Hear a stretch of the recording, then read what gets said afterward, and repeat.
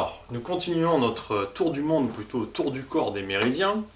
Bref rappel, un méridien porte l'énergie capable de gérer aussi bien la fonction psychique que la fonction organique de l'organe concerné. Et bien entendu, si le psychisme est sollicité, le méridien va envoyer de l'énergie à cet endroit-là, donc c'est au détriment de la fonction organique. Et si l'organe est sollicité, le méridien va envoyer cette énergie-là et c'est au détriment de la fonction psychique. Donc aujourd'hui, nous allons faire le méridien de l'estomac. C'est un méridien que j'apprécie tout particulièrement, parce qu'il y a pas mal de choses à dire. Voilà. Donc déjà, l'organe estomac. Alors l'estomac, c'est comme une bétonnière, une machine à laver. Ça bosse, ça malaxe, ça découpe. C'est disponible 24 heures sur 24. J'ingère quelque chose maintenant ou à minuit ou à 4 heures du mat. L'estomac, de suite, il va s'approprier toute cette nourriture, toute cette matière et il va commencer à la décortiquer sans sélection. On n'est pas là comme on l'avait vu avec l'intestin grêle où il y a une sélection. Donc l'estomac est là en train de décortiquer et de comparer. Et il en fait quelque chose. C'est-à-dire qu'il arrive, il voit du sucre lent, on a ingéré des pâtes, et il va être là, il va casser, il va obtenir du glucose, et tac, il va en faire des acides aminés, des vitamines, ça découpe, ça malaxe, ça bosse quoi. Et au passage, ça bosse sur l'aspect matériel des choses. L'air est géré par le poumon. Chez monsieur et madame estomac, on ne brasse pas d'air. On est besogneux, on bosse dans le dur, on a une hotline disponible 24 heures sur 24, on est efficace, c'est-à-dire qu'on est centré sur ce qu'on a à faire, on a du taf. On n'est pas là en train de s'exclamer chez monsieur et madame estomac « Waouh, vous avez un magnifique peptide en face de vous !» « Oh, quelle magnifique vitamine C tout orange !»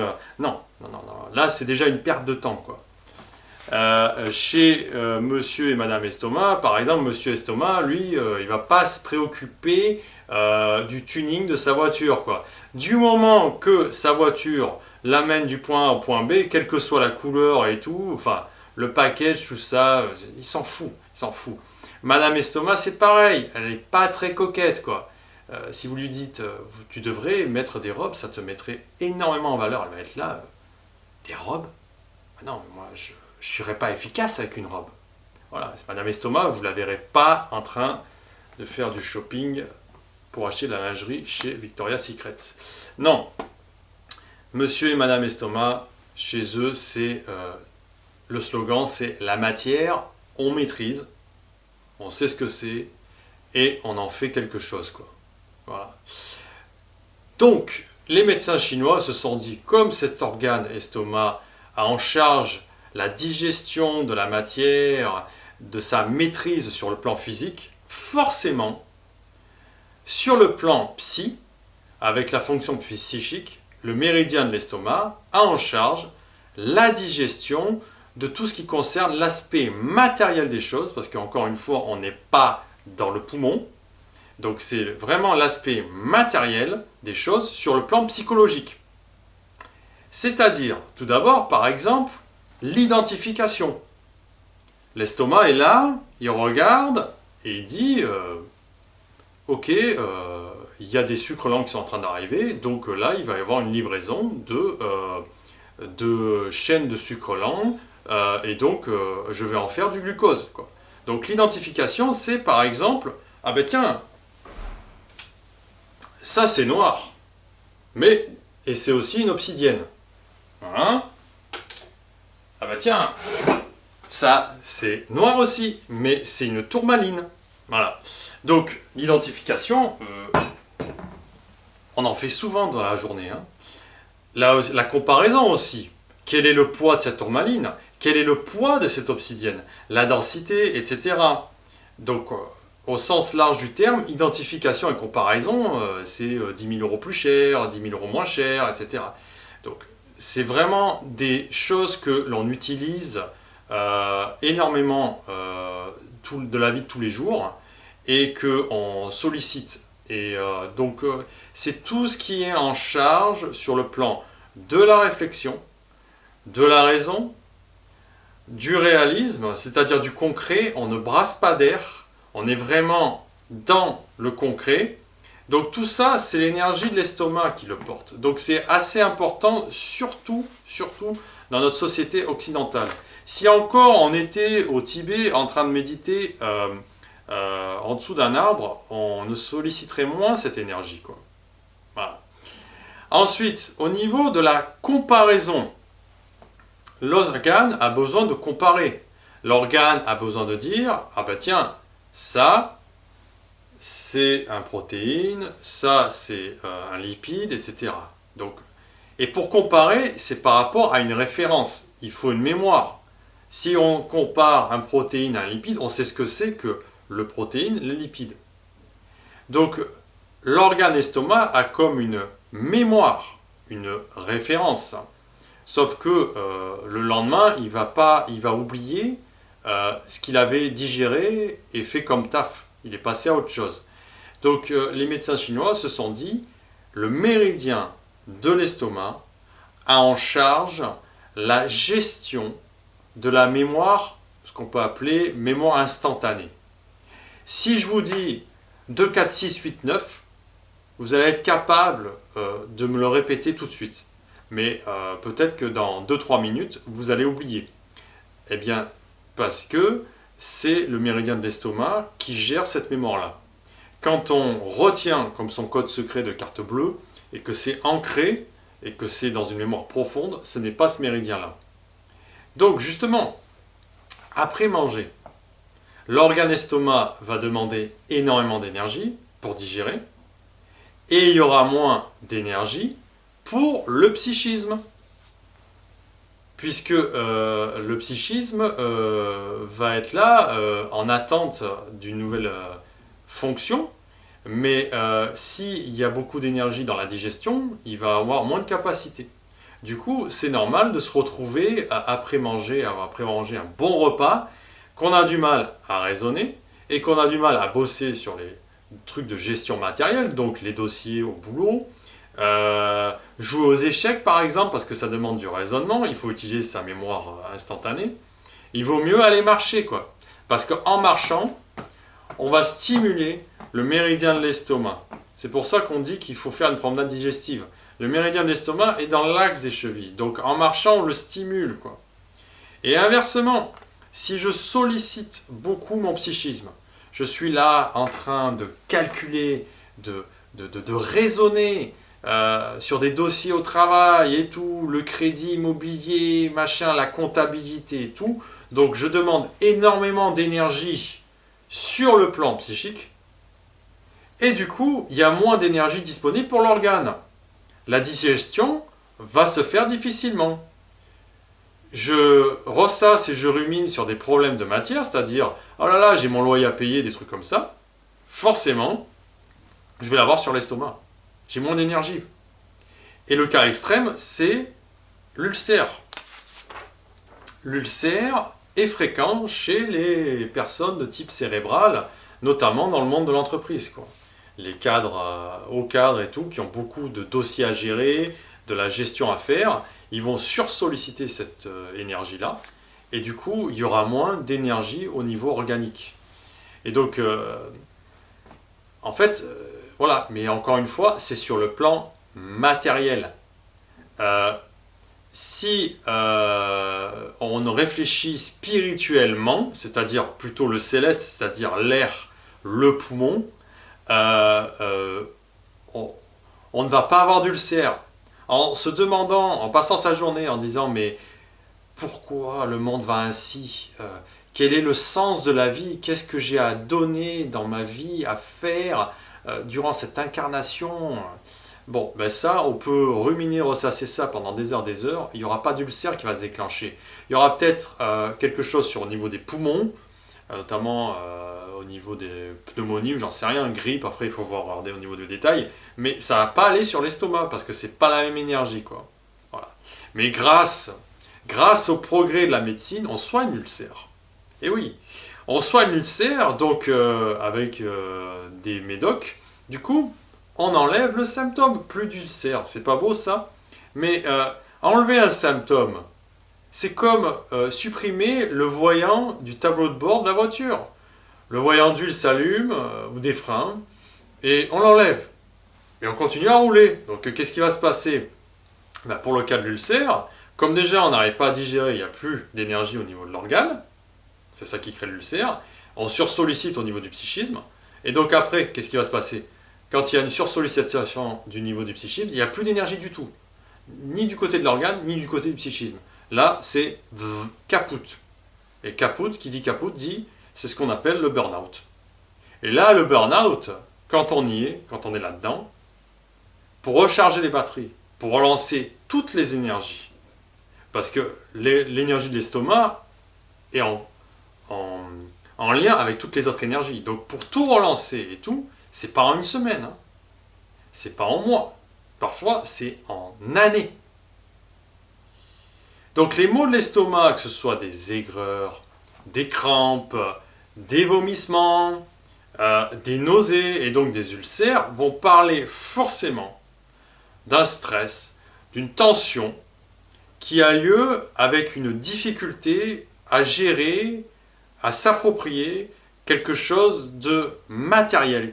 Il y a forcément un lien forcément avec les chiffres, puisqu'on est dans la comparaison, donc ça peut être les finances du foyer, le crédit, le scolaire, ça peut être aussi le boulot ou même des problèmes de justice. Voilà. Et ça peut prendre tellement d'importance qu'à un moment donné, il peut y avoir envahissement dans d'autres endroits. C'est-à-dire que les inquiétudes matérielles peuvent commencer à grossir au point d'envahir le non matériel, c'est-à-dire les sentiments ou les questionnements de type spirituel. On a vu que quand on se pose la question pourquoi, on n'est pas dans l'énergie de l'estomac. Et ça ne laisse plus la place à ce qu'on pourrait appeler l'insouciance, la joie.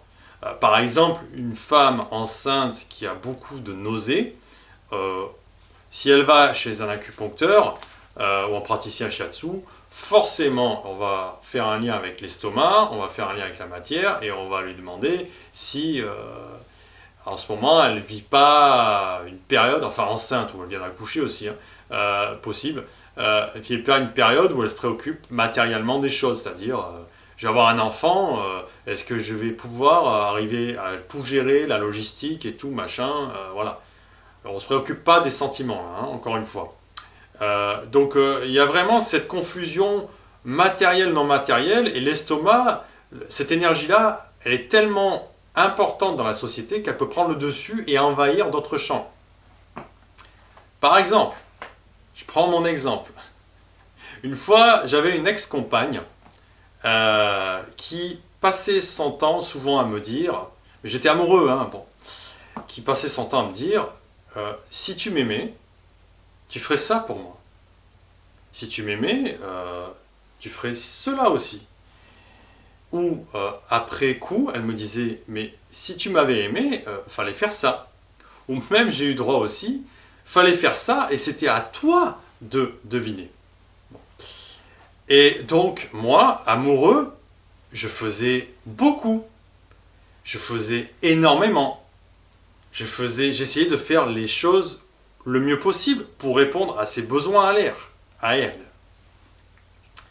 Et donc parfois, je réussissais à faire les choses comme elle le souhaitait. Donc elle avait un regard un peu austère, mais bon, j'étais amoureux, un regard austère, digne de la carte de la papesse au tarot. Elle était là, comme ça, là. Et quand je réussissais à bien faire les choses, qu'elle était contente, elle tournait la tête. Elle souriait. Et là, elle m'embrassait. Puis après, c'était fini. Elle retournait la tête. Et elle redevenait austère. Mais moi, j'étais là, tout content et tout. J'avais réussi, quoi. J'avais réussi.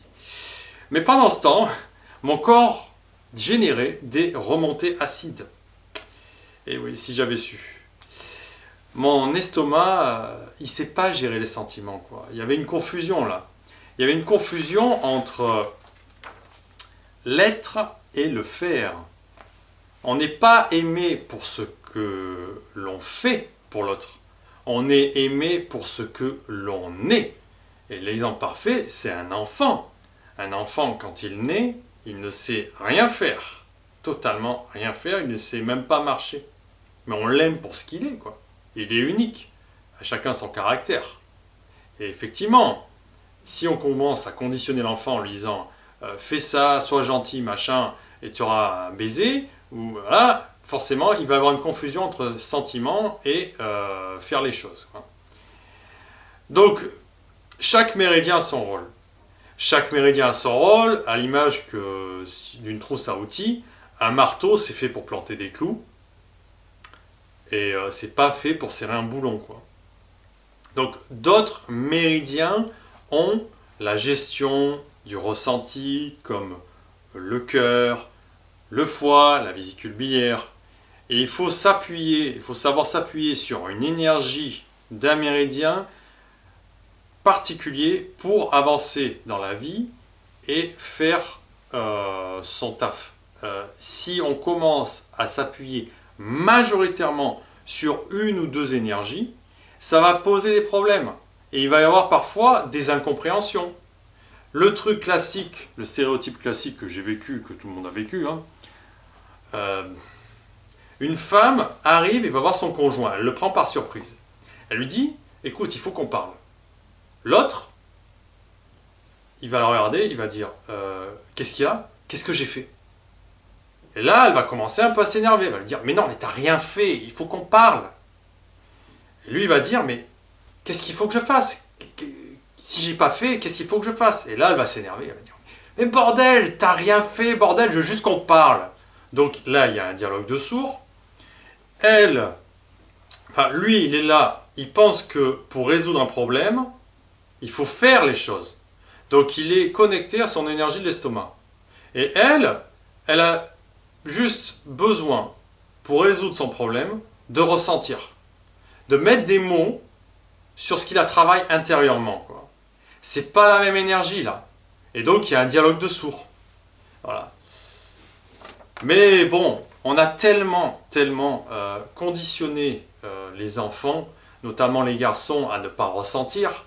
Attention, ne pleure pas, un garçon, ça ne pleure pas, ce n'est pas une poule mouillée, arrête de faire ta mauviette, arrête de faire ta fille, etc. Que forcément, au niveau masculin, on va être bridé et on va avoir du mal à utiliser cette énergie-là, du ressenti, pour effectivement résoudre des problèmes en soi.